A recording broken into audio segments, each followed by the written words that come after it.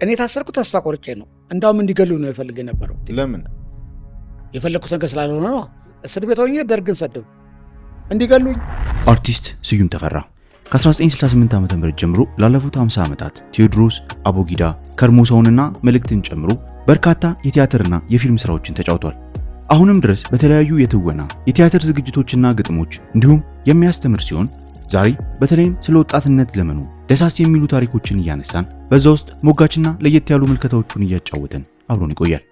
ደርግ ጊዜ ማለት ሁለት ትልልቅ እጅግ ግዙፍ እጅግ መንፈሳዊ የሆኑ ነገሮችን ከህሊናችን ውስጥ አውጥተን ተራ ያነግርበት ጊዜ ነው።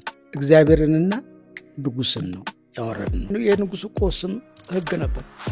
በኃይለሥላሴ ይዣለሁ ቁም፣ በንጉሱ ይዣለሁ ቁም እኮ ትቆማለህ።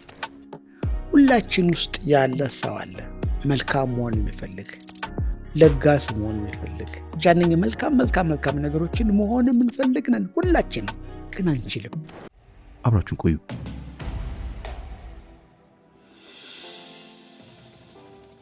ከስዩሜ እንኳን ደህና መጣ። በጣም አመሰግናለሁ እንግዲህ ስለሆንክ። አመሰግናለሁ። ምስጋና የጋራ ይሁን። ልንጨዋወት ስለሆነ በጣም ደስ ብሎኛል። ክብር ደግሞ ይሰማኛል። በጣም ማከብር ማደንቅህ በስራዎችም ሰውነህ እና እግዚአብሔር ያክብርልኝ። ዛሬ በደንብ እንጨዋወት ደስ የሚለኝ ስለ ወጣትነት ዘመንህ እንዴት እንዳሳለፍክ እና አንዳንድ ደግሞ ዩኒክ የሆኑ እይታዎች አሉና ከነሱ እይታዎችህ መማር አስቤ ነው ያገኘውና ወጣትነት ዘመንህ እንዴት እንዳሳለፍክ እስኪ ታሪኮችን ንገረኝ። አሁን ልክ ስጠይቀኝ የመጣልኝ ነገር ነው። ለካስ ወጣትነትህን ልጅነትህ ነው የሚወስነው። ወላጆች እንዴት አሳደጉህ፣ እንዴት አቅፈው ምን እየነገሩ ምን እያሳዩ አሳደጉህ ነው። ወጣትነትህ አቅም የጨመረ ህፃንነትህ ነው አይደለም ያለው። አቅም የጨመረ ህፃንነት ነው ወጣትነትህ። ምናልባት ያልተመቸህን ነገር እኔ በእኔ መንገድ ብለህ የምትቀጥልበት ኃይል ነው ያለህ። ወጣትነት ያ ነው። ሲሸመግል ያው አባቴ ያደረገው ነው የምታደርገው፣ ሌላ ነገር የለም፣ የምትጨምረው ነገር የለም። አባቴ ሆኖን ትሆናለህ። ወጣትነት ማለት እንግዲህ ወላጆችህ ልጅ ሆኖ ያቀበልሁን የሰጡህን ነገር በአንተ አቅም የምትፈትንበት ጊዜ ነው እና እኔ ልጅ ሆኜ እናቴም ያሳደገች በአመዛኙ እናቴን እስከ 8 ዓመቴ ድረስ አካባቢ ድረስ ያሳደገችኝ እኩል እያወራን ነው። ለምሳሌ ወሬ ካስፈለገ እናወራለን፣ ምክክር ካስፈለገ የቤት ወጪ አብረን ነው የምናስበው። እንደዛ ነበር ያሳደገችኝና አትችልም የሚባል ነገር ሰምቼ አላቅም። ይህም ማድረግ የለብህም የሚባል ነገርም የለኝም። ባደግኩና ወደ ጉርምስና በሄድኩበት ጊዜ አትችልም የሚለኝ ሰው ለእኔ አፍልጋ ነው። አትችልም የሚባል ነገር ደስ አይለኝም። ሊያከብረኝ ሊንቀኝ ሊገፈትረኝ የፈልገ ሰው ካለ ደግሞ በምንም ነገር ማንም ይሁን አልተውም። በፍቅር ደግሞ ከሆነ ምንጣፍ አድርገህ እየረገጥከኝ መሄድ ትችላለህ፣ ግድ የለኝም። ግን በዝቅ አድርጌህ ካለ ማንም ይሁን እቃወማለሁ፣ ማንም ይሁን ይሻልም። እና ወጣትነት ያለፈው በሁለት መልክ ነው። የመጨረሻ ጥሩ ልጅ ቢባል የምጠራው እኔ ነኝ። የመጨረሻ ቆሻሻ ልጅ ቢጠራ የምጠራው እኔ ነኝ። ልበልህ ልጆኛ ያደግኩት እንዳልኩ ሁሉ ነገር ልክ ነው ተብሎ ክብር ተሰጥቶኝ ያደግኩት እኩል ከቤተሰቦች ጋር እንድያልኩ እና ዝቅ የሚያደርግ ነገር ባህልም ሆነ ልምድ ተነስቶ ወይ ምሳሌ መንገድ ላይ ሲሄድ አከብራለሁ። ሰው መንገድ ለቄን እንትን ብለው ጎንበስ ብዬ ነው ማሳልፈው። 2-3 ጊዜ ሰውየው ሰላምታዬን ሳይቀበል ክብር ሳይሰጠኝ ካለፈ የሚቀጥለው ቀን መሀል እንደቆምኩ ጠብቀዋለሁ። ሲመጣ ዞር አለም ዞር በል ሲለኝ ዞር ብለህ ሂድ በዛ ነው የምለው። ማንም ይሁን ከነሽበቱ ይሁን ከነምኑ ይሄ ባለጌ የሚቀጥለው ከዚህ በላይ ያበልጋለሁ። ዝም ብለህ ሂድ አንተ ብዬ ነው። ዝም ብለህ ሂድ ለአባቴ ይነገረዋል። አባቴ ብዙ አላሳደገኝም፣ ግን ደግሞ እሱም የሚገባው ሰው ነው። አባቴ ጋር ከሰስን ያቀርባለሁ። ለምንድን ነው እንዲህ ያረከው ነው የሚለው አባቴ። ቁጣም የለ ምንም ነገር የለም። ለምንድን ነው እንዲህ ያደረከው? አባዬ በዚህ ቀን ሰላም አልኳቸው፣ ዝም ብለውኝ ያለፉ። በዚህ ቀን አክብራቸው መልስም አልሰጡኝ፣ ዝም ብለው ሄዱ። በዚህ ቀን እንደዚህ ሆነ። ከዛ በኋላ እኚህ ሰውዬ ክብር አይገባቸውም አልኩ። መንገድ ላይ ቆምኩ። ናዞር ባላሉኝ በዛው ዞሮ ሂድ አልኳቸው። አሁን አባቴ ሁለቱም ነገር ልክ ያልሆነ ነገር የሚገጥመው፣ ልክ ነው ካለኝ ልክ አይደለሁም፣ ሽማግሌ ነው ላክብር ይገባኛል። ልክ አይደለህም እንዳይለኝ ልክ ነኝ። ለምን አክብሬ ለምን አልከበርም ነው ያልኩትኝ። ለምን መልስ አይሰጠኝም? ለአክብሮቴ ለምን መልስ አይሰጠውም? አሁን ልክ ሁለቱንም መፍረድ ሲያቅተው ዞር በከዚህ ውጣ ከዚህ ያስወጣኛል። ሰዎቹ ከሄደ ቀጠዋለሁ ይልና ከሄዱ በኋላ ለምንድን ነው እንዲህ የማታደርገው ይላል። ለሰጠኋቸው ነገር መልስ መስጠት ምንድን ነው የሚያስቸግረው? ላከበርኳቸው ሰላምታ ገና ለልጄ ብሎ ምንድን ነው የሚጎለባቸው? አሁን በቃ እንደዚህ ነበር። ሁለቱም ባለጌው ምን የሆነኛ ማከብርም እኔ ነኝ። እንደዛ ነው ያደግኩት። አትችልም ከተባልኩ ያንን ነገር በምንም ነገር ያሳያለሁ፣ በምንም ነገር። እንዲያውም ሁለት ሰው ውስጥ ያለ ይመስለኛል። አንደኛው ሰውዬ አትችልም እስኪባል የሚጠብቅ፣ ሁለተኛው ዝም ብሎ የሚኖር ሰውዬ ያለ ይመስለኛል። ለጉራ ለምናምን አይደለም። አትችልም ካልከኝ ነው የምነሳው፣ እችለዋለሁ ብዬ ነው የምነሳው። እንደውም ያነቃቃል። በቃ አሁን በአዲስ መልክ ራሴን አየዋለሁ፣ እችለዋለሁ፣ ይኸው ብዬ አሳያለሁ። አይቆይም፣ ወዲያውኑ የምሰራው፣ ወዲያውኑ የማደርገው። ልጅነቴ በእንደዚህ አይነት ነው ያሳለፍኩት እና ሰውም ደግሞ ደስ የሚል ነገር ካለ ሰው የሚበልጥና የሚገርም ነገር ወጣቱ ከሰራ ወይም ልጆች በአካባቢ ከሰሩ አየዋለሁ። እኔ በተሻለ መንገድ እንድሰራው ነው የምፈልገው። መድገም አልፈልግም። ያን ነገር እንዴት በተሻለ ይሰራል ብዬ እዛው እንዳለ ነው የማየው። ልሰራው ከተነሳው በተሻለ መንገድ ልሰራው ነው የምነሳው። እንዴት ሰራሁ ይሉኛል። ይህን አይቼ ከዚያ አግኝቼ ብዬ እናገራለሁ። የዛ ጊዜ ኩርት ትላለሁ ስላልደገምኩ። እንደሱ ደስ ይለኛል። የእናትህ በዛ ዘመን ልጆች ሳሎን ከአዋቂ ፊት አብረው አያወሩም፣ አዋቂ ፊት አይነጋገሩም ምናምን፣ እንግዳ ሲመጣ ወደ ጓዳ ነው የሚገቡት ይባላል። እና ስትነጋገር ነፃነት ነበረኝ ስትል የመጨረሻው ልንገርህ፣ ከልጆቼ በላይ እንግዳ የለኝም ነው የምትለው እናቴ። ለምሳሌ እየበላን እንግዳ የመጣ ግባና ከልጆች ብላ ነው የምትለው እንጂ ለእንግዳ ሲባል ልጆች ሂዱ አትልም። ለእኔ ከእንግዳዎቼ በላይ ልጆቼ ናቸው። የማይከፋ ከሆነ አብረህ ብላ ነው የምትለው። እንደዚህ አይነት በዛ ዘመን አልተለመደም፣ እሱ አልተለመደም። እኛ ጋር ቤተሰብ ውስጥ ከገባ ከቤተሰቡ ጋር ትበላለህ እንጂ ለብቻ ልጆች ናቸው አዋቂ መጥቷል ይባል ነገር የለም። ከልጆቼ በላይ እንግዳ የለኝም፣ ማከብሩ እንግዳ የለኝም ነው የምትለው። አንድ እሱ ነው። ሌላው ልጅነትን እንዴት ማወቅ አለብህ ብለህ ብትለኝ፣ ልጅ ሆኜ እስከ 3 ዓመት ይሁን ከ3 ዓመት በኋላ ይፋት ወደሚባል አገር ሄጄ ነበር እና እዛ ነበርኩ። የአያት እህት እኔን የማሳድገው ብለው ወሰዱ። እናቴን የሚያሳድጓቸው ያሳድጓት እነሱ ነበሩና ወሰዱኝ።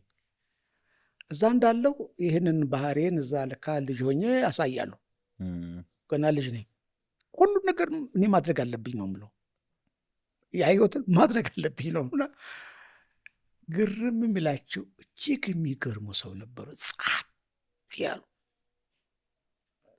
ቁጭ ብለው ትረሳቸዋለህ ከዝምታቸው የተነሳ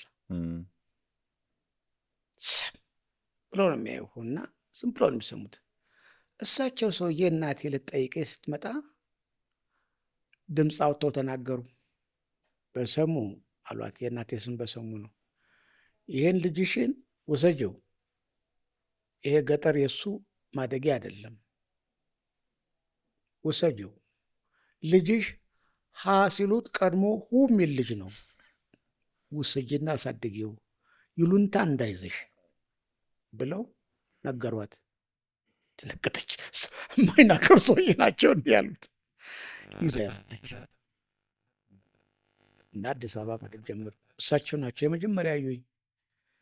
ይሄ ልጅሽ ሀ ሲሉት ቀድሞ ሁ የሚል ነው፣ ይሄ ቦታ አይደለም። እሳቸው ናቸው ከገጠር ወደ አዲስ አበባ እንመለስ ያደረጉኝ። በመልካም ነው ያዩት ማለት ነው። እና ይህንን ነገር ደግሞ ልጅ ሆኜ ሰምቼው ነበር እና አየህ እንደ ስንቅ ነው፣ እንደ ማደጊያ ነው፣ እንደ በላኸው ምግብ ነው የሚቆጠረው። መልካም ቃል እንደ በላኸው ስንቅ እንደ ስንቅ ነው። እስካሁን ድረስ ኢነርጂ ነው።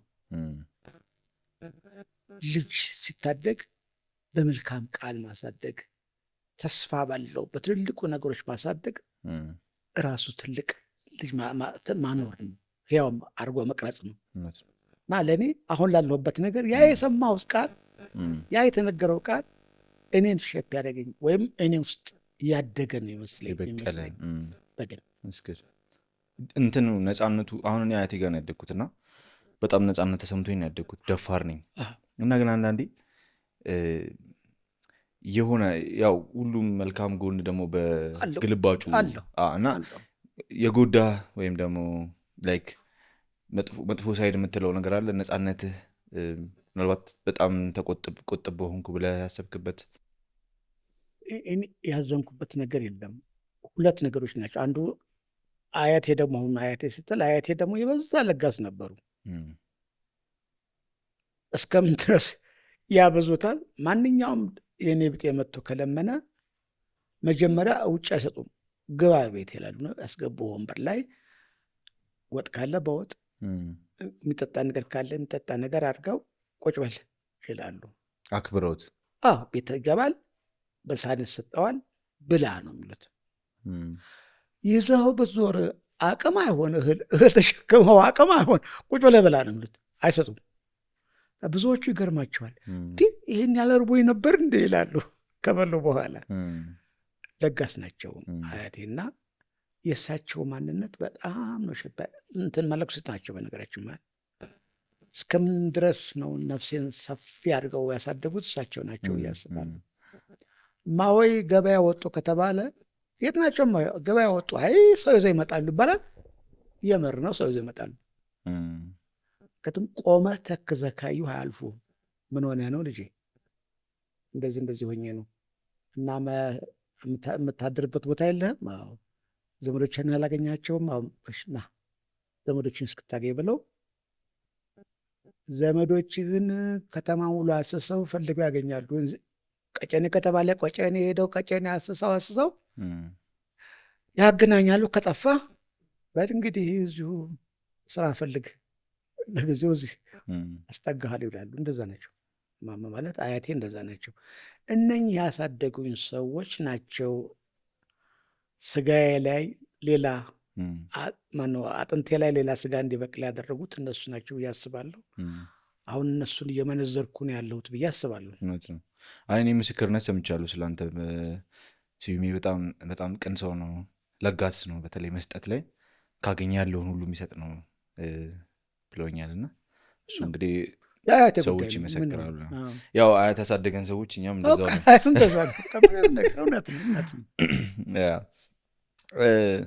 ያንተ ቅርብ ጓደኛ የሆነ ያው ስዩሜ መቼም አንተ ስል ትረዳኛለህ። አርቲስት አንተ አይባልም፣ አንቱ አይባልም። እና እግዚአብሔር አንቱ አትለው። ጋሽ ስብሐትን በጣም ነው የምወደው። በጣም የተለየ ሰው ነው እና ኢንተርቪዎቹን ደጋግሜ ነው የማየው። መጽሐፍቶቹን እንኳን አላነበብኩም፣ ያው ለየት ስለሚሉም አጋጣሚ ማላገኝ። አይ ቲንክ አንድ መጽሐፍ አንብቤያለሁ። ግን ምን ማለት ፈልጌ ነው፣ አይ ቲንክ የጓደኞችህም አብረሃቸውም ብዙ ጊዜ የምታሳልፋቸው ሰዎች እንደዚህ አይነትም ነበሩ አይደለ? ላይክ ያላቸውን ሁሉ ዝርግፍ አድርገው የሚካፈሉ ኢዚ ላይፍ የሚኖሩ በርድስ ኦፍ ፌዘር እንደሚባል ነው። አንዳንድ ክንፍ ያላቸው ዎች አንድ ላይ ያበራሉ እንደማለት እና እሱም አንድ ላይ የነበረህም ኮሚኒቲ ጓደኞችህም እንደዚህ አይነት ነበሩና ናቸው። እንዴት ነበር ስለ ጋሽ ስብሐትም እንዴት ጓደኝነታችሁን የተወሰነ አውራኝ። እንግዲህ ብዙ ጊዜ ተናግሬዋለሁ፣ ግን ብናገረውም ሁልጊዜ ደስ የሚለኝ ነገር ነው። ጋሽ ስብሐት ማለት ለእኔ ሰው ነው ብዬ ነው የምተረጉመው። የመጀመሪያ ቀን ለምን ትሰክራለህ ብዬ አልጠየቁትም። ገርሞት ለምንድን ነው የማትጠይቀኝ? አንተ ብቻ እኮ ነው አጠገቤ ቀርበህ ለምን አትጠጣለህ ብለህ አልጠይቀኝ አለኝ። ጠፍቶህ እንደማታደርገው እርግጠኛ ነኝ። እሱን ደግሞ አንድ ቀን ትነግረኛለህ ብዬ ነው። አንድ ቀን ነገረኝ። እንደሱ ሁሉ ጋሽ ስብሐት ሰው ነህ አልኩት አንድ ቀንና ለእኔ ደራሲ ነው ይሉታል። በጣም ድንቅ ነው፣ የተማረ ነው ምናምን ይሉታል። ስዩም ስለ እኔ ምን ትላለህ አለኝ። ሰውን አልኩት። ምን ማለት ነው አለኝ። ሰው ማለት ለእኔ ሁላችን ውስጥ ያለ ሰው አለ። መልካም መሆን የሚፈልግ፣ ለጋስ መሆን የሚፈልግ፣ ሰው አክባሪ መሆን የሚፈልግ፣ አዋቂ መሆን የሚፈልግ፣ ነገር ግን ትሁት አዋቂ መሆን የሚፈልግ፣ ብቻ እነኝህ መልካም መልካም መልካም ነገሮችን መሆን የምንፈልግ ነን ሁላችንም፣ ግን አንችልም። የሚገረመኝ ነገር ሁሉ ሰው የማይችለውን ነገር አንተ ችለህን አየሁት። ስለዚህ ለእኔ አንተ ሰው ነህ አልኩት አለና አይ አንድ ቀን ደግሜ ጠይቅና ትነግረኛለህ አለኝ። እና ሌላ ቀን ማወተነዋል ይሄን ነገር ለእኔ ጋሽ ስብሐት ሰው ነው የምልህ እንደዛ ነው። ከሰውነቶቹ የሚገርመኝ አንዱ ሰው ሲሰክር የውስጡን አለ የሚያወጣው ማለት ሳይደብቅ ይናገራል። ጋሽ ስብሐት ሲሰክር ለራሱ የራሱ አንደበት መጥፎ ነገር እንዳይናገር፣ አንተ እንዳያስቀይምህ፣ አንተ ከምትችለው በላይም ተናግሮ እንትን እንዳይልህ ስብሐት ሁለት ይሆናል ሲሰክር። አንደኛው ስብሐት የሚናገረውና አንደኛው ስብሐት እሱን የሚጠብቅ። በጣም በጣም በጣም የሚገርመኝ እስከ ዛሬ አይቻል አቅምና ነው። በጣም ነው የሚጠበቀው ሲሰክር ሌላው ስብሐት። በኋላ ግን በጣም ለቆት ሰማሁ። ሰካራሙ ሰውዬ ለቆት ሌላው ሰውዬ ሲያወራ ሰማ አሉ። በእኔ ዘመን ውስጥ ግን ባለሁበት ሁሉ ሲሰክር ማስረዳት ይጀምራል። ያ ማለት መጠንቀቁ ነው ይገባኛል። እና ስዩም ይህን ስልህ ይህን ማለት ነው ያን ስልህ ብሎ ስጠነቀቅ ጋሽ ስብሐት ከኔ ጋር ነው የምታወራው ሰው ልክ ነህ ለካ ያስፈልገኝ የሚልና ያወራል። ሲሰክር በጣም ነው ራሱ እንዳይስት የሚጠበቀው። ይሄ በሰው ላይ አይቼው አላውቅም። ሲሰክር ልቅ ነው ሰው ሁሉ የሚሆነው። እሱ ደግሞ በጣም ቁጥብ የሆነ ሲጠነቀቅ ነው የምታየው። ጋሽ ስብሐት ብዙ የሚገርሙኝ ነገሮች እነዚህ ናቸው። በቃል ደረጃ ደግሞ የተናገረው ክቡር ነገር ሁላችንም ልንለው የሚገባ አጣዳፊ የመጨረሻ ስራ እየተጣደፈ እየሰራ እያለ ሰው መጥቶ ጋሽ ስብሐት ብሎ ቢለው ያቆማል። ምንድን ነው እቺን ነገር ነው ላወራ ፈልጌ ነበር ካለ ስክሪፕቱን ቁጭ ብሎ እሺ ምንድን ነው የሚለው። እኔ አጣዳፊ ስራ እንደሆነበት አውቃለሁ። ጋሽ ስብሐት አጣዳፊ እኮ ስራ አለብህ ስለው ስዩም ሰው ይበልጣል፣ ከስራ ሰው ይበልጣል ይላል። አሁን ይህን ፕሪንሲፕል ለእኔ እንግዲህ እጅግ እጅግ ውብ ነገር ሰው ይበልጣል። ትልቅ ፕሪንሲፕል ነው።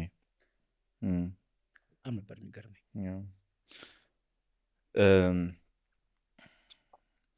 ወደ ወጣትነት ዘመን ልመልስና በወጣትነት ዘመን ማለት በደርግ ጊዜ ነበር አይደለ? እና ብዙ ታስረሃል፣ ብዙ ነገር አሳልፈሃል። እና ስለዛ ዘመን አጫውተኝ። እንዴት ነበረ የሀገራችን ሁኔታ? ዝም ብለህ ገለጸው ብትል በአሁን ጭንቅላቴ ወይም በኋላ የተሰማኝ ነገር ደርግ ጊዜ ማለት ሁለት ትልልቅ እጅግ ግዙፍ እጅግ መንፈሳዊ የሆኑ ነገሮችን ከህሊናችን ውስጥ አውጥተን ተራ ያነግርበት ጊዜ ነው። ያም እግዚአብሔርንና ንጉሥን ነው ያወረድ ነው። ሁለት ትልልቅ ነገሮች በኢትዮጵያ ታሪክ። ሁለቱን ግዙፍ ነገሮች ስታወልቅ ደግሞ ማለት ባዶ ሆነሃል ማለት ነው፣ ወይም ደንግጠሃል ማለት ነው። ድንጋጤ ውስጥ ነበር ያለ ነው። እግዚአብሔር የለማል። መፈክርም አወረድን፣ ነፃ መሆንን መናገር ጀመር። ንጉሱም ተራ ናቸው፣ ሌባ ናቸው ብለን ደፍረን አሰርናቸው። ይገባቸዋል አልን። አሁን ከዛ በኋላ በምን እንታሰር? የደርግ ደግሞ ነገር መጣና ሰውን ሰው ያደረገው ስራ ነው አለና አምላክንም አውርዶ ንጉስንም አውርዶ እጅህ ላይ አስቀምጠልህ።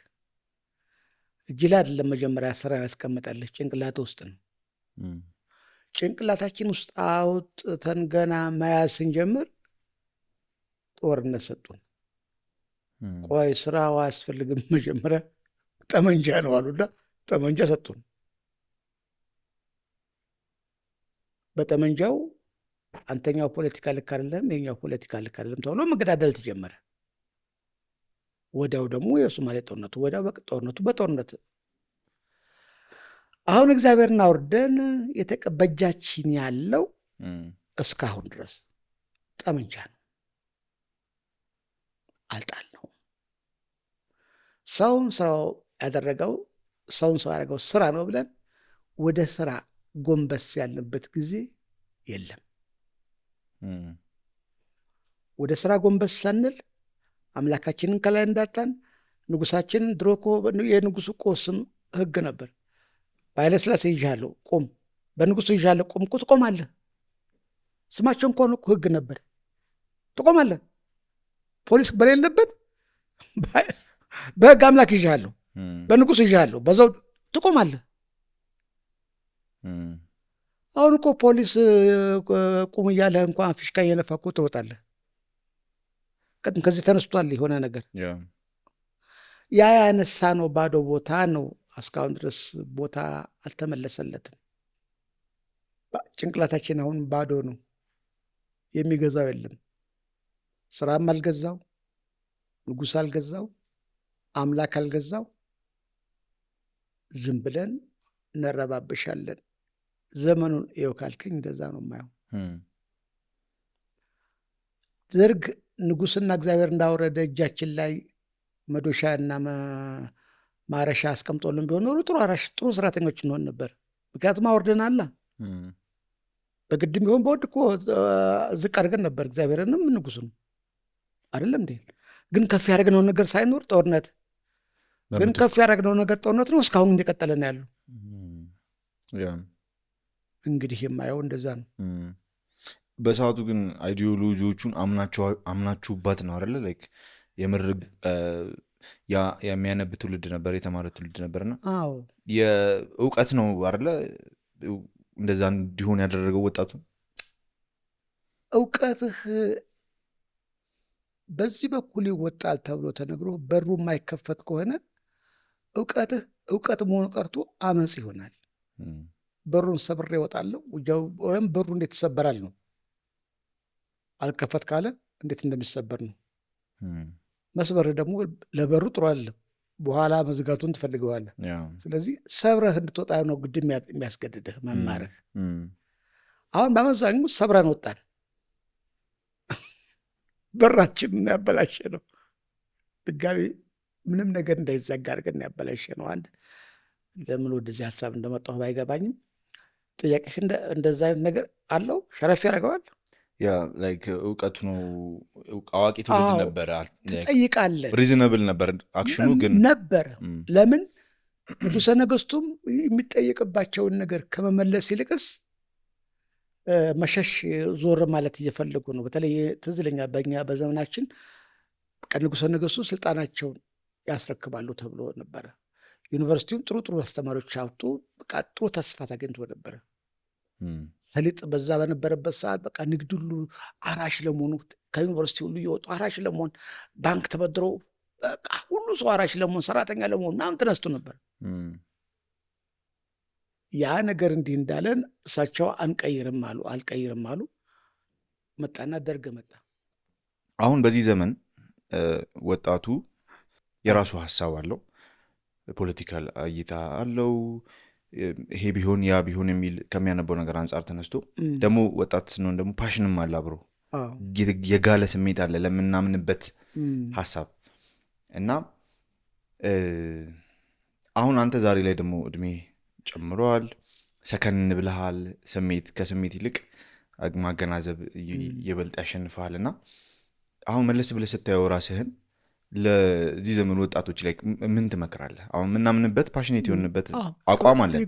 ለዛ አቋም እንሞታለን ልንል እንችላለን። አስታውሳለሁ ሃይስኩል እያለን ግቢ ውስጥ በኳስ ተጣላን እና እኔ አልተጣለሁም አክቹዋሊ ተጣሉና አንደኛው ልጅ ምን አለ ለሰፈር ይሞታሉ አለና ላይክ ሰፈር እኮ ማለት በጣም ጠባብ ሰፈር ነው። የአራት ሰፈር ኮልፌ ውስጥ ያለች በጣም ጠባብ ሰፈር ናት። አሁን ላይ ሳስበው ያስቀኛል። ላይክ ለዛች ሰፈር ይሞታሉ ያለበት ፓሽን ሶ ፋኒ ግን በሰዓቱ የምር አቋሙን በደንብ ቦልድሊ ነው ያሳየውና አሁን ላይ ሆኜ ሳስበው ለእኔ ያስቆኛል። ለአንተ ደግሞ አሁን ላይ ድሮ የነበራችሁ ይሄ በጣም አግሬሲቭ ለአቋማችሁ ያነበራችሁ አግሬሲቭ የሆነ አክሽን የምትወስዱበት መንገድ ምናምንና እንዴት ታየዋለህ ለማለት ፈልጌ ነው። የአሁኑ ትውልድና የእኛ ትውልድ የሚነጻጸርበት ነገር የለውም፣ ግን እሳቱ ተመሳሳይ እሳት ነው። እለውጣለሁ አደርጋለሁ የሚለው ነገር ይሄ ከወጣቱ ውስጥ የማይወጣ እሳት ነው። እድሜህ ይሄን ነው የሚነግርህ። ከ8 ወደ 10 ምናምን ስትሄድ በቃ አመፅ ነው መለወጥ ነው የምትፈልገው። አቅምህ ያን ነው የሚልህ። ያንተ መንገድ አውጣ፣ ደስ የሚልህን ነገር አድርግ አለ የሚልህ። ትክክል ነህ፣ ትክክል ነህ፣ ልክ ነው፣ ይሄ ነው የሚለው። አሁን ግን ችግሩ ያለው ነገር እኛ ትንሽ ማሳ ነበር የነበረችን፣ ትንሽ ነገር ተዘራችና ሁሉም ነገር ቶሎ ወደምትፈልገው በኃይል ተጠናክረን ለመሄድ ትንሽ ናቸው ዘሮችህ። መርጣ አንዱን የፈለግከው መሆን ትችላለህ። አሁን እጅህ ላይ ያለው ወኔ በጣም ብዙ ነው። አንድ ጊዜ እዚህ አገር ኖረህ የአሜሪካን ችግር ያመሃል፣ የራሻ ችግር ያመሃል፣ የሁሉ ሀገር ችግር ያመሃል። የአንተም ችግር እንደዚሁ አለ። ህመሞችን በሙሉ ወሰድካቸው፣ የትኛው ችግር ይበልጣል? የትኛውን ችግርህን የትኛው ማሳ ላይ ተክለዋለህ? ሁሉም እኩል ነው የመጡት። ማለት ቴክኖሎጂው ነገሮችን እጅግ አብዝቶልሃል፣ እጅግ አቅርቦልሃል እና መርጠህ ለመትከል መርጠህ ለማሳደግ እጅግ ሌላ ቀን ይጠይቀሃል። እኛ እኮ ትንሽ ነገር ነበር የነበረን፣ ያነበብናትና ያወቅናትና የተማርናት ነገር አለች። እሷን ማሳደግና በእሷ መለወጥ ነው የምንፈልገው። ምርጫሽን ትንሽ ነበር። አሁን ይሄ ምርጫው ብዙ ነው። ደግሞ ምርጫው ብቻ ብዙ አይደለም፣ ትርፉ ብዙ ነው። በአንድ ጊዜ ሚሊዮን ብር የሚያሰራህ ነው። በአንድ ጊዜ ታሪክን የሚለውጥ ነው። የያዝካቸው ነገሮች ሁሉ በአንድ የሚለውጥ ነው። እኛ እኮ በዛ ዘመን እኮ በአንድ የሚለውጥ ነገር የለም። ተንቆራስህ ተታግለህ የምትደርስበት ነበር የነበረው። ሁሉ ነገር ታግለህ የምታድግበት እንጂ በአንድ ጊዜ 2 ደረጃ እንኳ ማዘል አይቻልም። ደረጃዎቹን ጠብቀህ ነው የምታድገው። አሁን በአንድ ጣራ ላይ መድረስ ትችላለህ። ስለዚህ ምርጫዎችህ እጅግ ብዙ ናቸው። ለእነኛ ሁሉ ምርጫዎች ኃይል ስታካፍለው ደካማ ነው የምትሆኑ። ማለት ብዙ ታስባለህ እንጂ ብዙ ማድረግ አትችልም። አቅምህን ተከፋፍለዋለህ። እኛ ደግሞ ብዙ ምርጫ ስላልነበረን አቅማችን የተወሰነ ነገር ላይ ነበር እናተርፈው። ያ የእድሜውን እንትን ነው የሚያስፈልገው። ስለዚህ ወጣት ቢኮንም ወጣቱ አቅሙን የሚያፈስበት ቦታ ግን በጣም የተለያየ ስለሆነ ያስቸግራል ብዬ አስባለሁ። ይሆን ዘመን ለመጓጓትም እጅግ ብዙ የሚያጓጉ ነገሮች አሉ። እኛ ጋር በጣም ትንሽ ነበር ያለው። ለመድረስም ፈጥነህ መድረስ ትችላለህ። አሁን እኮ ከቻልክ አስተማሪ መቅደም ትችላለህ። በሞባይልህ አስተማሪ መቅደም ትችላለህ። ፕሮፌሰሩ የአስተማሪን አስተማሪ መቅደም ትችላለህ። ይሄን ያህል ኦፖርቹኒቲ ቀርቦ ነው መጥቶልሃል። እዛ እኮ አመቱን እስክጨርስ አስተማሪ ነገርህን ብቻ አቤት ታምር እኮ ያልክ ነው የምታድገው። ያለው ጣራው እሱ ነው። አሁን እንግዲህ ጣራዎቹ ብዙ መሆን ለአንተ እጅግ ፈጥኗል። ግን ደግሞ የምትረግጥበት መሬት አለ ሆይ? እግር የሚያርፍበት ነገር አለ ሆይ? አየር ላይ ነው የምትረግጠው። እኛ እኮ አቸውን መሬቱን እየረገጥን እንደውም መሬቷ እንኳን ለመርገጥ መርጠህ ነው። እነኛ ችግሮች ያሉ ይመስለኛል። በቅባጭሩ ልበለው። ስለዚህ ብዙ እድል ቢኖርም ብዙ እድል ስለበዛ ብዙ አቅም ፎከስ ደግሞ አቅም አጥተዋል ስለበዛባቸው ማለት ነው። ጋሽም በደርግ ጊዜ ታስረ ነበር አይደል? ስለዚህ ስለዛ ጊዜ እስቲ አጫውተኝ። ታስረ በነበረበት ጊዜ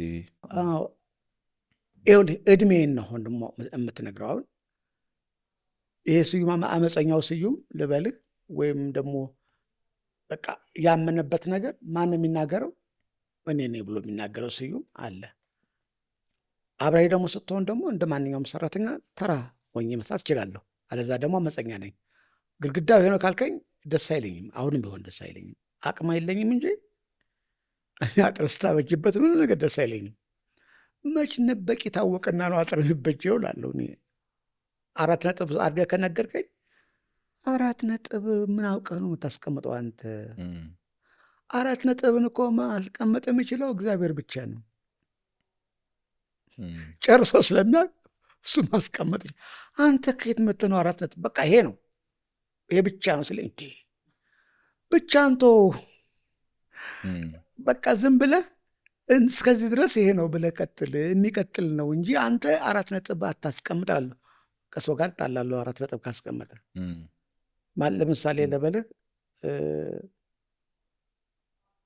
አንድ ጊዜ እስር ቤት ውስጥ ገብቼ እንዳለ ያው ትከራከራለህ በሀሳብ ሌላ ነገር የለህም። በአፍህ ነው የምትንቀሳቀሰው። እስር ቤት ከሆነ ግርህ ታስሯልና በአእምሮህ ነው የምትጓዘው። እና እንደዛ እንዳለን አንድ ቲዮሪ መጣ። ሁሉ ስርዓተ ማህበሮች በጦርነት ተለውጠዋል ከጥንታዊ ጋርዮሽ ስርዓት በቀር የሚል የማርክስ ቲዮሪ አለ። እዛ የባርዮሽ ስርዓት ቢሆን በጦርነት ነው እንጂ እንዴት ያለ ጦርነት ይለወጣል አልኩ። አይ ክርክር ጀመርን። በኋላ መርታት ሲያቀታቸው ማርክስ ነው ያለው አሉ። እና ማርክስ ያለው እንደሆነ አይ ማርክስ ነው ያለው አሉ። እናንተ ማን ብለህ ነው ማርክስን የምታረመው አሉ። አይ አስቀድማችሁ እንደዚህ ብለው ነገር አትበሉኝ፣ እኔ ያስጠላኛል። አሁን እኔ እና እሱን ለምን ታፎካክሩኝ ያላቸው። እሱ ማለት አሁን ቢመጣ ቴሌቪዥን መክፈት የማይችል ሰውዬ እኮ ነው። እንዴት ነው የምታናስሩ ያልኳቸው። አበዱ አይደለም እንደ እውነት አይደለም እንደ ያለው እኔ እሱን እውቀት ቴዎሪ ተቀብየዋለሁ። እሱ እኮ እኔ ያለኝ አሁን እንደደረሱበት ነገር እኮ የለውም። እንዴት ወደ ኋላ እኔን ትመልሱኝ ያላችሁ ከሱ ጀርባ ታቆሙኛላችሁ። ከዚህ ማየም ጋርማ ታዋሉ። አበዱ አስረዱኝ። እሺ ጥንታዊ ጋርዮሽ ስርዓት እየሄዱ ራሳቸው ናቸው ባሪያ የሆኑት ወይ አልኳቸው። እሱ ጦርነት አይባልም። ምን እንበለው ስምምነት፣ እያንዳንዱ ብሔር ወደ ሌላው ብሔር እየሄደ ባሪያ አድርጉኝ ያለው ንገሩኝ። መመለስ አልቻሉ። የሚችሉት ብቻ ምንድን ነው ማርክስ ብሎታል። እሱ ደግሞ አይስማማኝም። ማንም ይበለው ማስረዳት ካልቻልክ ለምንድነው ሰውየው የሚያቆመኝ? ማነው እሱን የእውነት መጨረሻ አድርጎ ያቆሙ? እንደዛ የሚል አመፅ ነበረኝና እስር ቤት ስንት ቀን ተከራክረናል ከስንት መቶ እስረኞች ጋር። ችክታ ነው አለው። ችክታችሁ ነው የእናንተ፣ አልመለሳችሁልኝም እኮ። ካልመለሳችሁልኝ በግድ ምን ከሌ ብሎታል ብሎ ነገር አለ እንዴ? እኔ እሱን አልቀበልም። ማኑ ልክ ያደረገው እሱን? ማነው እሱ የእውነት መልክ ያደረገው? ይኸው ዘመን መጣና እሱም እንደ ማንኛውም ሰው ወጫለ እና እንደዚህ አይነት አመፅ ነበረኝ እስር ቤት ውስጥ ሆኜ ማስታውሰው ይሄን ነው። ሌላው ደግሞ ከጉርምስናው በዛ ዘመን ውስጥ ደስ ከሚለኝ ነገር ውስጥ ታሳሪ ስትሆን ተስፋ ትቆርጣለህ። እኔ ታሰርኩ ተስፋ ቆርጬ ነው። እንዳውም እንዲገሉ ነው የፈልግ የነበረው። አይገርምም? ሰው እንደዛ ሲል ለምን? የፈለግኩት ነገር ስላልሆነ ነው። እኔ እንደፈለግኩ ስላልሆነ፣ እንደፈለግኩት ካልሆነ መሞት አለብኝ ነው። ገደቡ በዛ። በጣም ከገደብክኝ እስከ ሞት ድረስ ቢሆን ግድ የለኝም፣ እቀበላለሁ። እንደዛ ነበር ከሞገደኛነት። አይበዛም? እምቢ ብዬ ነበር። እና የነበረው በአጋጣሚ ሆኖ እዛ ተስፋ ይቆርጣሉ ቶሎ። ተስፋ ሲቆርጡ ለወጣቶች ሁሉ ዛሬ እኮ እንዲህ ሊያደርጉ ነው፣ እንዲህ እኮ ሊሆን ነው ሲሉ፣ እንዲህ ከሆነ እንዲህ አይሆንም፣ እንዲህ ሊሆን ቢነሳ ኖሮ ይሄ ነገር አይፈጠርም ነበር፣ ይሄን ሳናየው ይሄ ነገር ሊያደርጉት ይችላሉ ብዬ ሎጂክ አስቀምጣሉ። ውይ አንተ ነገሩን ማቃለስ ታቀበት ይሉና ተነስተው ይሄዳሉ። ሌሎች ይመጣሉ፣ እንደዚህ ሊደረግ ነው እኮ ይሉኛል። ከሆነ እንዲህ ማድረግ የለበትም። እሺ ጥሩ ሆነ። አሁን አንተ ምንድን ነው ይሁን የምትለው? ሞተ መጠበቅ አለብህ ነገሩን። ቢያንስ 10 ደቂቃ ቢሆን ነፃ መሆን የለብህ? ለምንድን ነው ሞተ ታስረህ የምትጠብቀው? ነፃ ሁነህ ጠብቅ እላለሁ። አንተ ደግሞ በቃ እንግዲህ እና ለካስ በአንድ በኩል ተስፋ ቆርጠው ለካ ተስፋ ስለቆረጡ ተስፋ የማደርገው እኔ ብቻ ነበርኩ። እንዲህ ከሆነ እንዲህ ይሆናል፣ አይገሉንም፣ እንዲህ ከሆነ እንዲህ አይደረግም እያልኩ የምለው እኔ ብቻ ነኝ።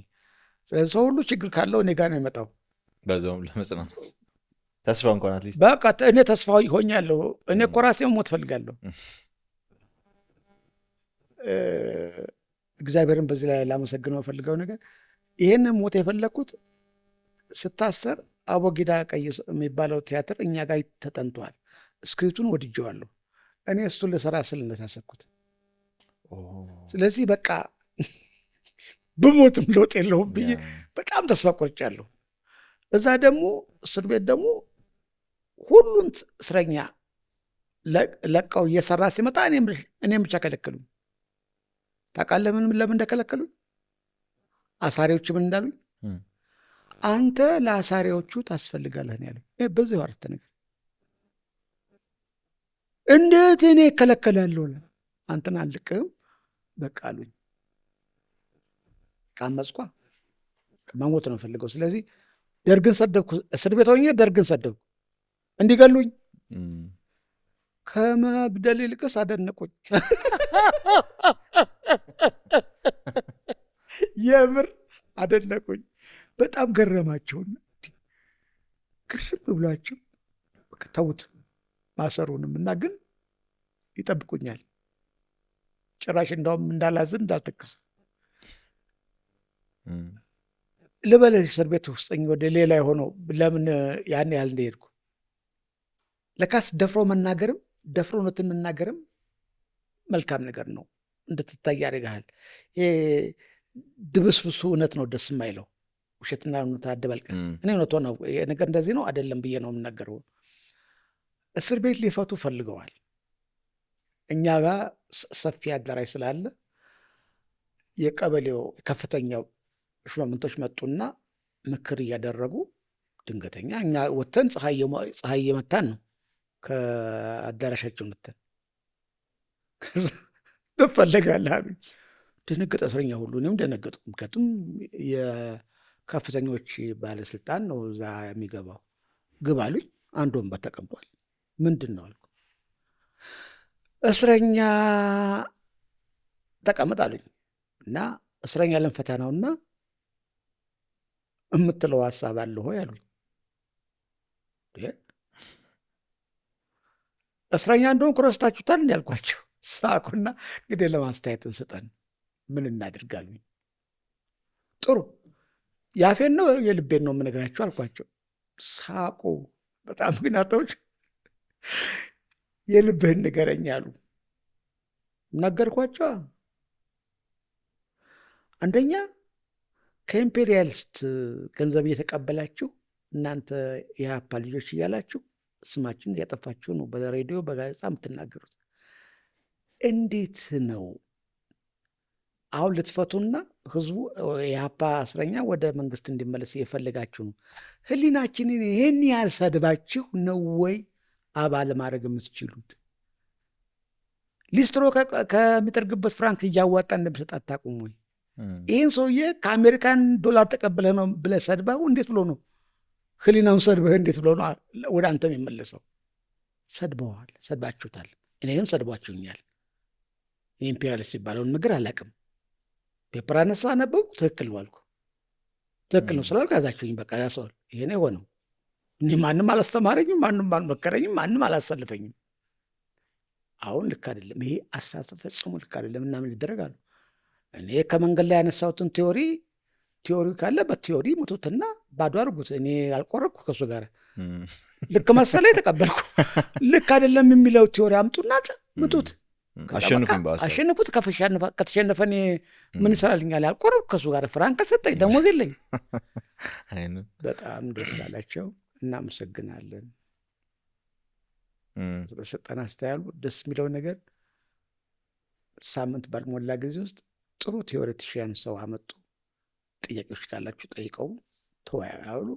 የሚገርም ደስ የሚል ትምህርት ሰጠን።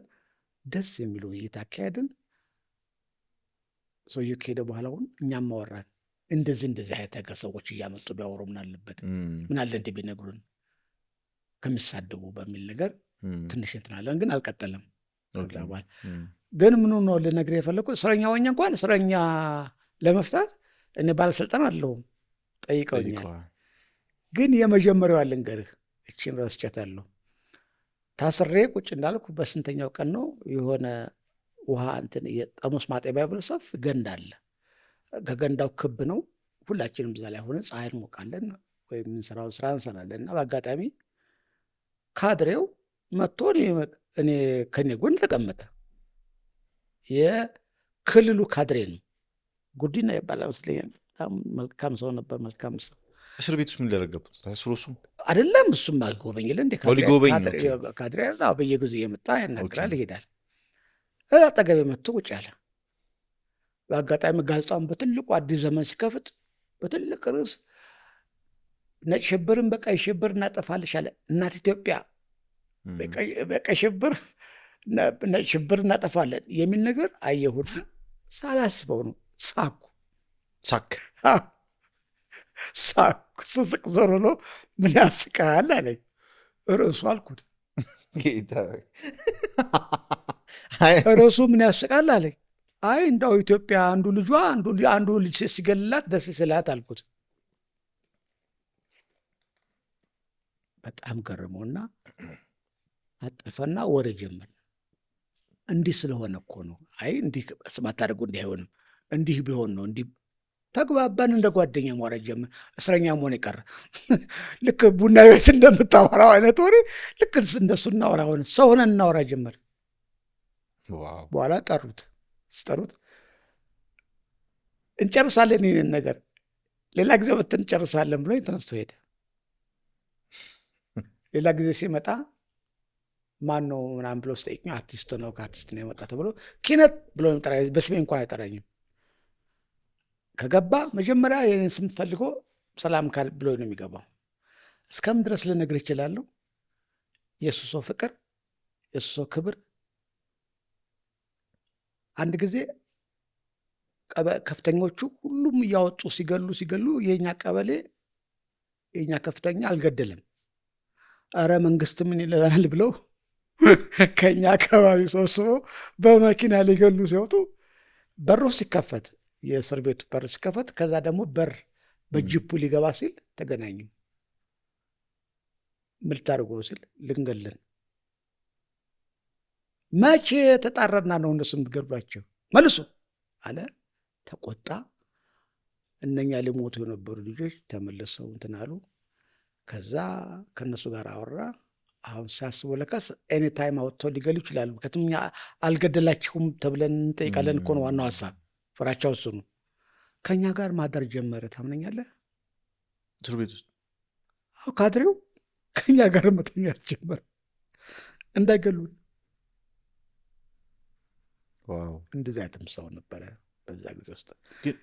ያ ሰውዬ ያልኩ ሰውዬ ነው ከኔ ጋር የተባባው ሰውዬ ካድሬ። ሌላ ቀንም ደግሞ ሌላ የኛ ጋር አይደኛ ካድሬ ነበረ። እሱ ደስ ያለውን ስራ አውጥቶ የሚገል ሰውዬ ነው። እና ከኔ ጋር ደግሞ እንነጋገር ነበርና ፊት ለፊት ስለምናገር አስከፍቼዋለሁ። እና ሊገለኝ ፈልጎ ስዩም ሊገለህ ይፈልጋልና ተጠንቀቅ አሉኝ። ምን ጠንቀቃለሁ? እስር ቤት ነው ያለሁት። መጣ ሊወስደኝ። ከዛ በአጋጣሚ አይ ዋናው ካድሬዎቹ የለውም ፈቃድ የለውም ብሎ ተከለከለ። ነገሩኝ እንደመፈለግ ነገርኩት። የሚቀጥለው ቀን ሲመጣ ሊያስር የመጣውን ሰውዬ አስረው ጠብቀኝ አለኝ። እኔ እኮ እስረኛ ነኝ ስል ንገራቸው ለቀበሌዎቹ እንትኖቹ አስረው ጠብቀኝ አለ። ከእነሱም ቀሩ። ሁለተኛም ሊጠይቁ አልመጡም። እስከዚህ ድረስ የሆኑ ሰዎች ነበሩ። አሁን እንግዲህ ወንጌል እግዚአብሔር ሲመርጥህ እግዚአብሔር ሀሳብ ሲሰጥህ ወይም አንተን ሲያነሳሳ የሆነ ነገር የራሱ ዕቅድ እንዳለው የገባኝ ከእስር ቤት ወጣን። ከእስር ቤት ስንወጣ ከእስር ቤት ውስጥ የነበሩ ሰዎች እንዲህ አሉኝ፣ ስዩም አንተ ባትኖር እናብድ ነበር። ያ ሁሉ ሰው ለካ ተስፋ የቆረጠ ነው። በየቀኑ እየመጣ እንዲህ ቢሆን እንዲህ እኮ ተብሏል የሚል ለካስ በጣም ተወጥረዋል። እኔ ደግሞ እንግዲህ እግዚአብሔር ካላቀበለኝ ያን ሁሉ መልስ የሚሰጥ ሰው እውቀት ኖሮኝ አይደለም፣ ግን እንዲህ ነው እላቸዋለሁ። በቃ ደስ ብላቸው ይመለሳሉ። ስወጣ አንተ ባትኖር እናብድ ነበር አሉ። እንደገና አሳሪው አንተ ለእስረኞቹ ታስፈልጋለህ ብሎ ነው የከለከሉኝ። ሁሉ ሰው እየሰራ ሲመለስ እኔ ብቻ የተከለከልኩት። አይገርምም? እኔ ብቻ የተከለከልኩት ለምን? ለእስረኛው ታስፈልጋል። እስረኛው ደግሞ አንተ ባትኖር አሉኝ። እና እግዚአብሔር አንዳንድ ጊዜ ያንተን እቅድ ያንተን ሀሳብ እኔ ልሞት ነው እንዳውም ቅድም እንደነገርኩ እንዴት ቲያትር ሳልሰራ ብዬ ልሞት ነበር የፈለግኩት። እሱንም ልጨርሰልህ 3 ወር ታሰርኩና ተፈታሁ። መስሪያ ቤት ስሄድ ያለቀ ነገር ነው ብዬ ስል ሴንሰር እኔ ስፈታ ሴንሰር ተደረገ፣ ቲያትሩ ተፈቀደ። ያ ማለት እሁድ እንድታይ ተፈቀደ። የታሰርክበት ቲያትር እኔ በቃ ለእሱን ካልሰራው ሞታለሁ ያልኩበት ቲያትር እኔ ስፈታ የመጨረሻ ሴንሰር ተደረገ። የዛን ቀን አየሁት። አለቃዬ ምን ብለኝ ጥሩ ነው ስዩም ከፈለገ እሁድ መጫወት ትችላለህ ቲያትሩን አለ። ልሞትበት የነበረው ነገር ለካስ ቆሞ ጠብቆኛል።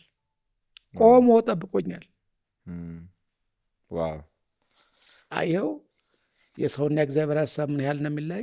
ቆሞ ጠብቆኛል። ልክ ስወጣ የተነገረኝ ይሄ ነው። ከፈለገ እሁድ ተጫወት አለኝ። አይ ግድ የለም 1 ሳምንት ለፈኝ ብዬ 1 ሳምንት ያኛው ልጅ ሲያለማመድ የነበረው ሰውዬ ተደርጎ ቀጥለው ራሴ ገባሁና ተጫወቱ። የእግዚአብሔር ሀሳብ እንደዚህ ነው። ልሞትበት የነበረው እንኳን ነገር ቆሞ ጠብቆኛል። የሚገርም ታሪክ ነው የምታወራኝ። እስር ቤት ያለ ብዙ የሚያስፈሩ ነገሮች ነው የተፈጠሩ የነበረውና ሞትን አትፈራም ነበረ? ቢገሉኝስ ቢሾት? ምክንያቱም በዛ ሰዓት ብዙ ሰው እየሞተ ስለነበረ እና አለመፍራትህ የሰጠህ ነፃነት፣ አንዳንዴ ፍርሃት ነፃነታችንን ሁሉ እንዴት እንደሚይዘን ነው እያሰብክ የነበረውና አንተ ነፃ ነበርክ ባለመፍራትህና። ፍጹም ፍርሃት የሚባል ነገር ውስጥ አይኖርም። ከፈራው ደግሞ የምፈራው በጣም ሰው በሚያስደነቅ ደረጃ ነው። ምንም ነገር ሳይኖር በጣም እፈራለሁ። በጣም ምንም ነገር እኮ የለም እፈራለሁ። ሰምቶ ሁሉ ይንቀጠቀጣል። እኔ እኮ አላውቀውም። ምን ውድ ነው የሆንኩት እላለሁኝ። ይሄ ነገር ሲሰማኝ ነፍሴ የምትነግረኝ አንድ ነገር ብቻ ነው። ቀጥታ ሄጄ መኝታ ቤት ገባና ተኛለሁ። አደጋ እንዳለ አውቃለሁ። ትልቅ አደጋ ፊቴ እንዳለ አውቃለሁ። ቶሎ ብዬ ገብቼ ተኛለሁ። ያልፋል። በተረፈ እንግዲህ አሁንም አንደኛ ሞቼ የተወለድኩት ውልደቴ እንደዛ ነበረ። የተወሰኑ ቀኖች ሞቼ ካልቀበራችሁ ተብሎ ጎረቤት እናቴ ነጠቋትና ቀበር እንጂ ህፃን ልጅ ምንድን ነው ቋንጣ የሬሳ ሳውንት ይዘው የምጠብቁት ተብሎ ሲባል የእናቴ ወጣትነት የእናቴ አመፅ በፍጹም ልጄ አልሞተም በላ ስለምትል በግድ ነው የዳንኩላት። ስንት ቀኖች ቆይታ ነው የዳንኩት። ከዛ ያም ይሁን አላቅም፣ እግዚአብሔርም እኔ እንዳስቀምጥ አላቅም። ሞት የሚባል ነገር እኔ አሁኑ ፈርቻ አላቅም። ልፈራም በትነገረኝም አልፈራም። ምናልባት ሞት መጣ ይባል የመጀመሪያ ሄጄ ልጨበጠው የሚሄደው አሁን ራሴ እኔ ቢያስባል ፈርቻ አላቅም። ሞትን አልፈራም። በኋላ ደግሞ ከፍ እያልኩ ሲሄድ እግዚአብሔር ከሞት አውጥቶኛልና እኔ ፈልጌና አስቤ ተፈራግጬ አለም ያመለጥኩት። እሱ ከመለሰኝ እሱ ያመጣውን ሞት ለምንድን ነው የምፈራው? ከምሬ የምለው እሱ ያመጣውን ሞት እቀበላለሁ። ለውም ሳልፈራገጥ እባክህን አንድ ቀን እንኳን ጨምርልኝ ሳለው ነው የምቀበለው ብዬ የማስበው። አሁንም እንደዛ ነኝ ያለሁት። አንድ ቀን ጨምርልኝ አለ። ምክንያቱም ይህን ሁሉ ዕድሜ የሰጠኝ ጨምርልኝ ብዬ አይደለም እሱ ጨምሮልኝ እና እሱ ወሰነበት ቦታ ላይ ጨምርልኝ ብዬ ምን ላተርፍ ነው የምጠይቀው? ስለ ሞት ያለኝ ነገር ያ ነው። ፍራቻ ኖሮኝ አላውቅም። ምናልባትም እንዲያውም ከፍ ብሎ ስለ ሞት ያለኝ እምነት ልሙት እንኳ ብል አልሞትም፣ ልሙት እንኳ ብዬ ብል አሁን የማምነው እግዚአብሔር ነው የምልህ። አንዳንዴ ዳላጥ ሲያደርገኝ ስሙ እኔ እኮ ልሙት ብዬ ከተራራ ላይ ብዘል እግዚአብሔር ሜዳ ያደርገዋል ነው የምላቸው። ብዘል ሜዳ ነው የሚያደርገው እግዚአብሔር። ያን ያለው ሞትን የምደፍረው እግዚአብሔር ያን ያህል ያስተካክለዋል ብዬ አስባለሁ። ብፈልግ እንኳ ለፈርቻ አላውቅም። እችን ብቻ ልንገርህ እስከምን ድረስ እንደሆነ 4 ኪሎ ከመርካቶ መጣሁ። ከመርካቶ ስመጣ ወጣት ነኝ። የምታይ ቆብ አድርጌ ግን ያው ፊልም ስለማይ እንደ አክተሮቹ ነው የሚያደርገኝ። እንድታይ ሆኜ ወጥቼ ከመርካቶ ስወጣ ሰው የለም። ቆባ ያደረገ ወታደር ብቻ ነው፣ ይሄ ጋሻ ይዞ። ምንድን ነው አልኩ። ግራ ይገባኝ ወጣሁ። እኔ ብቻ ነኝ ያለሁት። በመንገድም ሄደው መርካቶን አለፍኩ። ምን ወደ ሰፈሬ ነው የሚሄደው። እስከ ሪበከንቱ ድረስ ሪበከንቱ አይደለም፣ አዎ እዛ ሪበከንቱ ድረስ ተነሼ ደረስኩ። እዛው ልስደርስ መንገዱ በጣም ጭር ያለ ነው። ምንድን ነው የተደረገው ነገር አልገባኝም። ፊልም አያየሁ ነበር። አዲስ ከተማ ገብቼ የህንድ ፊልም አይቼ ፊልሙ ደስ ብሎኝ ነበር የወጣሁትና ስወጣ ከተማ ውስጥ ሰው የለም። ምን እንደው አልገባኝም። ቦካስ ኃይለኛ አፈሳ ነው የተደረገው። ሰው ሁሉ ቤት ገብቶ አብቅቷል። እኔ በመንገድም ዞሮ ከዛ 4 ኪሎ ስደርስ ደግሞ ከ4 ኪሎ ሰው እንደ ጎርፍ ይወርዳል ወደ ሪበከንቱ ወደ ድልድዩ። እኔ ከላይ መጥቼ ስል ይመጣል። ምንድን ነው አልኩ። አፈሳ ምናምን መርካቶማ ልዩ ነው አሉት። እኔ እኮ የመጣሁት ከዛ ነው። እንትቀልዳለህ ከዛማ ለማንተነ ከዛ ወጣት ብለው አሉኝ። እኔ ከዛ ነው እኮ የመጣሁት። አይ አትቀልዳሉኝና ከዛ አስፈራሩኝ ወደ 4 ኪሎ ለመውጣት። ልክ እንደሚሸሹት ሰዎች ልሸሽ ፈለግኩና ምንም ሳላቃልል እንደ ይህን ሁሉ ሞት አልፌ እዚህ መጣሁት። አሁን እዚህ ቦታ ላይ ስለነገሩኝ ነው የምፈራው። አይመለከተኝም አልኩና ተነስቼ ወደ 4 ኪሎ ዳገቱ መውጣት ጀመርኩ። ሰውታቱ ተመለስ ወታደሮች እንደዚህ ያደርጋሉ ምናምን እያሉ ይሮጣሉ። አይ እኔን አይመለከተኝም፣ እንዲህ ነው ያልኩት። እኔን አይመለከተኝም። እውነትም አልተመለከተኝም። ሰው ሁሉ እንደ ጎርፍ እየጎረፈ ወደ ድልድዩ ወረደ። እኔ ብቻ ወደ ላይ ወጣሁ። ስወጣ 4 ኪሎ ስጋ ቤቶች ነበሩ ድሮ የነበሩት፣ ተዘግተዋል። ሰው የለም፣ ውሻ እንኳ የለም። ምንድን ነው እያሉ ፓርላማ ደርሼ ምንም ሰው የለም። ልክ ወደ ጥይት ቤት ስወርድ ሰው ጥይት ቤት ወታደር ሰፈር ስለሆነ ማንም ወታደር እዛ ስለማይገባ እዛ ከቦ ቆሟል አጥሮ ጥግ። ስደርስ እንዴት መጣ አሉ። እንደምታዩኝ ሊሆን አይችልም አሉ። ይሄ እኮ ደረስኩ አልኳቸው። እንደዚህ እኮ ተደርጓል አሉኝ። አሁን አንድ ነገር ነው የገባኝ። በዚህ ሁሉ ሞት መካከል ብቻዬን ነው ሰፈር የገባሁት። ተነግሮኝ እንኳን አላቆምኩም። ለምን ልፈራ ስል ይህን ሁሉ እኮ ኪሎ ሜትር የመጣው አውቀህ አይደለም እንጂ አደጋ ነበር። አሁን እዚህ ጋር የሚያስፈራት ነገር ምንድን ነው የሚለው ልብ የተናገር ለምን ፈራለሁ? ይህን ሁሉ መጣሁት እኔ አይደለሁ። እሱን ብዬ ነበር ሄድኩት። በኋላ ተነስተው እዛ ጥይት ቤት ሊያስፈራሩ ይፈለጉ። ለምን ታስፈራሩኝ አላችሁ? እኔ እኮ ጥይት የተኮሰም በመካከል እለፍ የሚል ስሜት ካለ እኔ አልፋለሁ። እኔ አልፈራም። ሳልፈራ ነው አሁን በግድ ፍራት ብኛላችሁ አልፌ ከመጣሁ በኋላ። ያን ያህል ነበር የነበረው። እንግዲህ ሞገደኛው ስዩም እንደዚህ እስከዚህ ድረስ ይደፍራል። ከልቤ ነው ግን ያልኩት። ጥይት እየተኮሰ እንኳ ቢሆን እኔን የማይመለከተኝና ፍርሃት በልቤ ውስጥ ከሌለ እኔ ዝም ብዬ ነው የማልፈው። ምነው እኔ ጉዳይ አይደለም ይሄ ነው የምለው። ቢመለከተኝ ጥይቱ ከመሆኑ ፊት በፊት ነው የምሰማኝ። እፈራለሁ፣ በጣም ነው የምፈራው።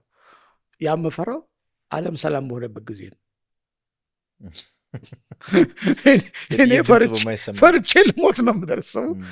ቶሎ ብዬ ቤቴ ገብቼ መተኛት ነው። ክትም አላቀውማ ከምን በኩል እንደመጣ አላቅም። ግን ነፍሴ ቀልቤ ልበለው ነግራኛለች አደጋ እንዳለ። ተኛለሁ። ይሄ ነኝ ስዩም ተፈራ። ዋው ስዩም፣ ያው ብዙ ነገር ብንጫወት ደስ ይለኝ ነበር ዛሬ የፈጠነ አጭር ጊዜ በተለያየ ምክንያት። ግን በጣም ነው የማመሰግነው። በጣም ደስ ብሎኝ ነው ማውራ እንጂ እያደረኩ ነው ማውራ ነው። ጊዜን ስለሰጠኝ አመሰግናለሁ። ስላጫወትከኝ እኔ ጊዜ አልሰጠሁም። ጊዜ የኛ አይደለም የባለቤቱ ነው። ስዩም አመሰግናለሁ። እግዚአብሔር ያክብርልኝ። ድጋሚ በእርግጠኝነት እናወራለን። የት ይቀራል? እናወራለን። እሺ ወሬ አይልቅብኝ። ቴንክ ዩ።